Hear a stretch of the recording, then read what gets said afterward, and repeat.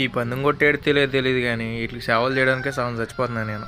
ఈరోజు గోరువెచ్చని నీళ్ళతో కొంచెం షాంపూలు పెట్టి స్నానం చేపిద్దాం. ఇంకెలాగో పండగ 3 రోజులు ఉంది కదా, మళ్ళీ తర్వాత చేయించాలన్నా మనకు కుదరదు. సో దాని గురించి ఇంక వేడి నీళ్ళు పెట్టి పోయి మీద ఇంక వాటికి స్నానం చేపిస్తున్నా షాంపూలు పెట్టి.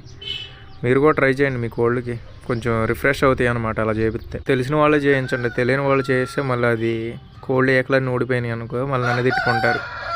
సో తెలిసిన వాళ్ళు కొంచెం గోరువెచ్చగా పెట్టి దానికి మీరు స్నానం చేయించారనుకో కొంచెం రిఫ్రెష్ అయ్యి కోడి కూడా కొంచెం యాక్టివ్గా ఉంటుంది అనమాట సంక్రాంతికి. వీటికి నేను చేసే సేవ మా ఇంట్లో మా అమ్మ నాకు కూడా చేసి ఉండదు. ఈ మా అమ్మ ఇప్పుడు తిడతానే ఉంటుంది, వీటికి ఎందుకురా నువ్వు లేనిపోని అన్నీ చేస్తూ ఉంటావు, ఎలా పుట్టారో తిక్కలోళ్ళలాగా ఉన్నావు అని చెప్పేసి. కానీ అలాగేం తెలుసు, వీటి కోసం మనం ఎంత కష్టపడినా అవి కొడతయలేదో తర్వాత సెకండరీ పాయింట్. కాకపోతే మనం చేయాల్సింది చేయాలి.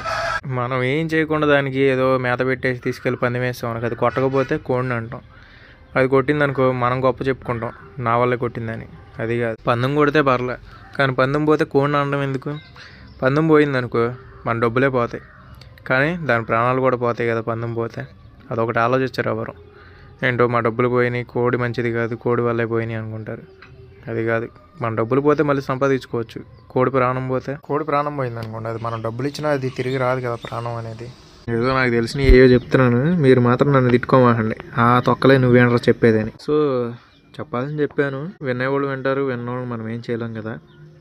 కోడి గురించి చిన్న డౌట్స్ ఏమైనా ఉంటే నాకు కామెంట్ చేయండి, పర్లేదు, నాకు తెలిసినవే చెప్తాను. ఛానల్ స్టార్ట్ చేసినప్పటి నుంచి మీరు అందరూ సపోర్ట్ చేస్తున్నారు, థ్యాంక్స్. ఇలాగే సపోర్ట్ చేయండి, ఇంకా మంచి వీడియోలు చేద్దాం.